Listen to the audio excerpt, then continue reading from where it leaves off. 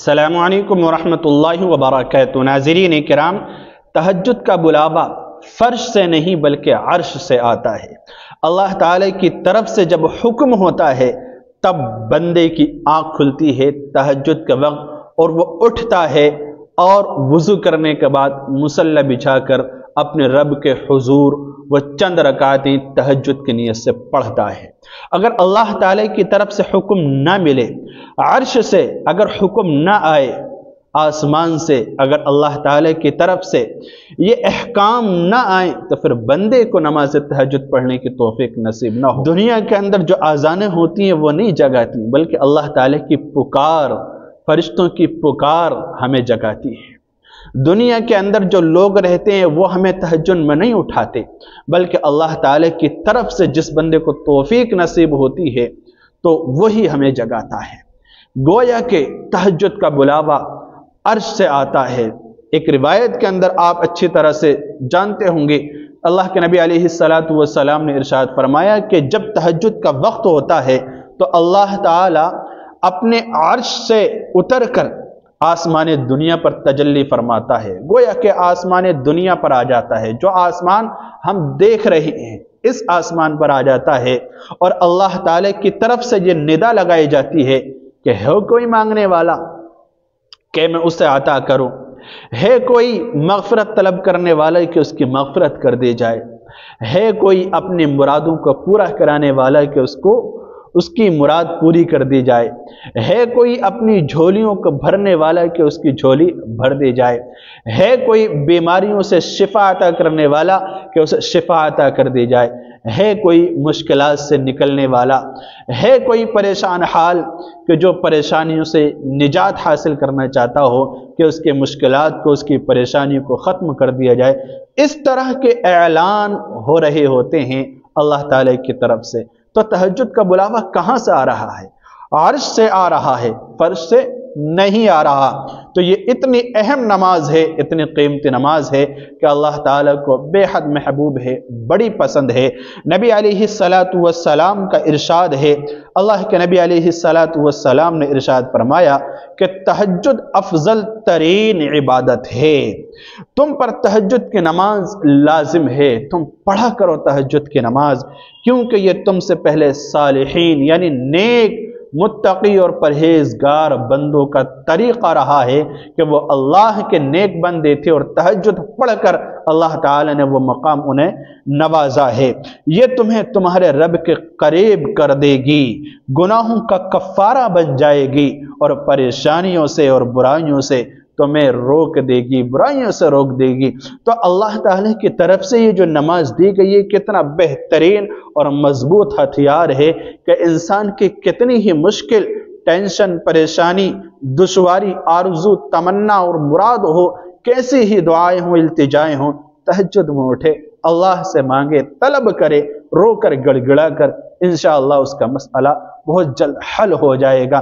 اللہ تعالی کی رحمت سے مایوس نہ ہوں، آپ اللہ تعالی پر یقین کامل رکھیں، مکمل امید کے ساتھ، مکمل توکل کے ساتھ، مکمل بھروسے کے ساتھ اللہ تعالی سے مانگیں، اللہ تعالی دے گا، وہ نوازے گا، وہی نواز سکتا ہے، وہی نوازتا ہے، اس کے علاوہ کوئی طاقت نہیں ہے دنیا کے اندر جو مرادوں کو پورا کر دے، جو دعاؤں کو قبول کر لے، جو ہماری آرزوؤں پر قبولیت کی مہر لگا دے۔ صرف ایک اللہ کی ذات ہے جو ہماری ایک ایک التجا کو سن کر انہیں شرف قبولیت سے نوازتا ہے۔ تہجد والے اللہ کے خاص بندے ہوتے ہیں۔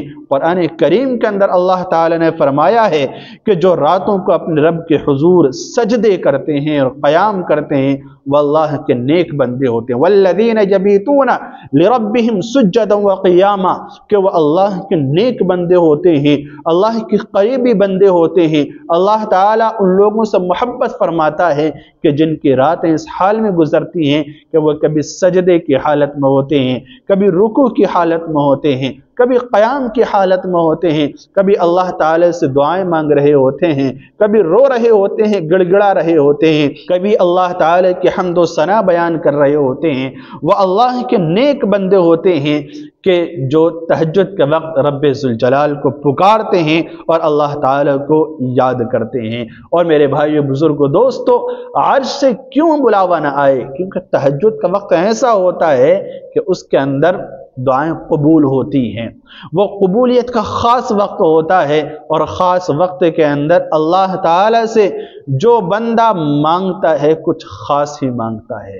جب بندے کو کچھ خاص چیز مانگنی ہوتی ہے، طلب کرنی ہوتی ہے، تو وہ خاص وقت کا انتخاب کرتا ہے، تہجد میں اٹھتا ہے، اور اس خاص وقت میں اللہ تعالیٰ کی یہ خاص نماز پڑھنے کے بعد جب وہ خاص چیز مانگتا ہے تو اللہ تعالیٰ اس خاص چیز پر قبولیت کی مہر لگا دیتا ہے۔ اس وقت میں اللہ تعالیٰ کچھ خاص چیزیں ہی بندوں کو عنایت کیا کرتا ہے۔ تو تہجد کا وقت قبولیت کا وقت ہوتا ہے۔ اس وقت میں اگر مانگنے کی توفیق نصیب ہو جائے تو وہ شخص بہت ہی خوش نصیب ہے، بہت ہی خوش نصیب ہے۔ تہجد کا وقت مانگنا نیک لوگوں کا عمل ہے۔ اللہ کے نبی علیہ السلام کے زمانے میں جتنے بھی صالحین تھے، اکابرین تھے، اور جتنے بھی صحابہ کرام تھے، تہجد کے وقت مانگا کرتے تھے، اہتمام کیا کرتے تھے۔ نبی کریم صلی اللہ علیہ وسلم نے خود ہمیشہ تہجد کا اہتمام کیا ہے، اور اس عمل کو صحابہ کرام نے بھی جاری رکھا۔ آپ علیہ السلام نے ارشاد فرمایا، میرے امتیوں میں سب سے افضل وہ ہیں جو رات کو قیام کرتے ہیں، جو رات کو جاگتے ہیں اور قیام کرتے ہیں اللہ کے حضور۔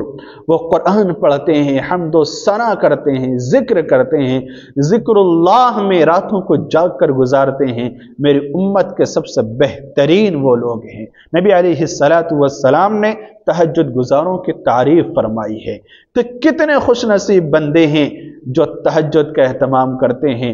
اللہ تعالیٰ اگر ہمیں توفیق سے نوازے تو ہم تہجد کا اہتمام کر لیا کریں۔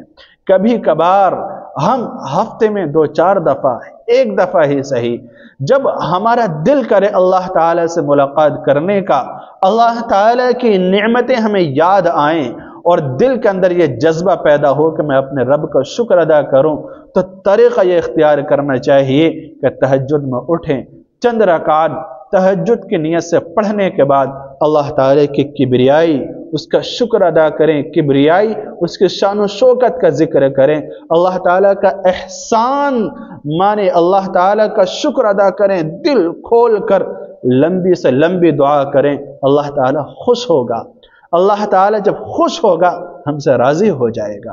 اللہ تعالیٰ کی رضا جب نصیب ہو جائے گی ہماری دنیا بن جائے گی، دنیا کے ساری مشکلیں دور ہو جائیں گی، دنیا کے سارے کام حل ہو جائیں گے، اور اللہ تعالیٰ ہماری آخرت کو بنا دے گا۔ اللہ رب العزت ہماری آخرت کے اندر کامیابی مقدر کر دے گا۔ اللہ تعالیٰ کی نوازشیں دنیا کے اندر ہر قدم پر ہوں گی۔ اللہ تعالیٰ رحمت اور برکتوں کے اندر ہمیں رکھے گا، دنیا کے اندر بھی عزت ملے گی اور آخرت میں بھی اللہ تعالیٰ عزت سے نوازے گا، اللہ تعالیٰ بہترین اجر مرحمت فرمائے گا۔